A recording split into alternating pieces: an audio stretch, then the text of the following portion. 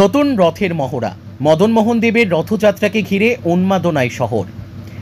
রথযাত্রার আগে ঐতিহাসিক মুহূর্তের সাক্ষী থাকল কোচবিহার। 136 বছর পর মদনমোহন দেবের জন্য নির্মিত নতুন রথের মহড়া সম্পূর্ণ হল মঙ্গলবার।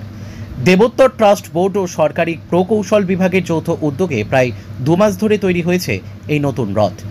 ট্রাস্ট সূত্রে জানা গিয়েছে, পুরনো রথটির কাঠামোগত অবস্থা অত্যন্ত দুর্বল হয়ে পড়ায় তা আর ব্যবহারযোগ্য ছিল না। তাই সিদ্ধান্ত নেওয়া হয় সম্পূর্ণ নতুন রথ নির্মাণের। প্রকল্পে যুক্ত ছিলেন দক্ষ কারিগর ও অভিজ্ঞ ইঞ্জিনিয়ারেরা। রথ তৈরিতে ব্যবহার হয়েছে নিম, শাল ও সেগুন কাঠ। রথটি নির্মাণ করা হয়েছে সম্পূর্ণ হাতে, ঠান্ডাভাবে, কোচবিহারের ঐতিহ্য মেনে।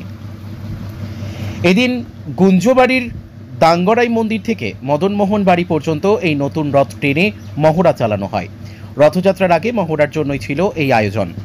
রাস্তায় ভিড় জমে যায় সাধারণ মানুষজনের, কোথাও ঢাক, কোথাও শঙ্খধ্বনি, সব মিলিয়ে রীতিমতো উৎসবের আবহ তৈরি হয় শহরে। বহু প্রবীণ বাসিন্দা আবেগে আপ্লুত হয়ে জানান, জীবদ্দশায় নতুন রথ গড়াতে দেখবেন, তা ভাবেননি।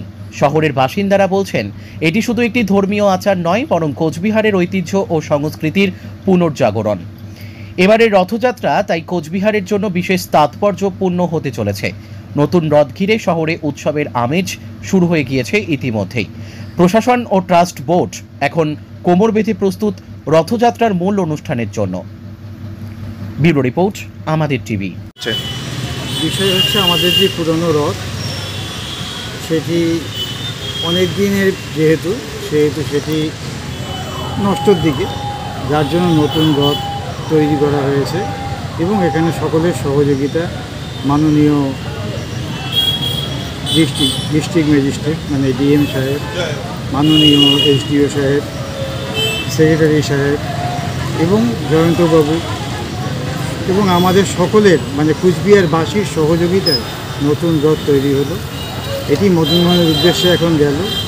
সেখানে মদনমোহনকে নিয়ে আসবে আমাদের ডাঙ্গরাই মন্দিরের রাধাকৃষ্ণ, রাজমাতার রাধাকৃষ্ণ, এরা গিয়ে তাকে আপ্যায়ন করে নিয়ে আসবে। সে এখানে 7 দিন এই মাসির বাড়িতে থাকবে। এখানে ভোগরাগ হবে, কীর্তন হবে, পাঠ হবে।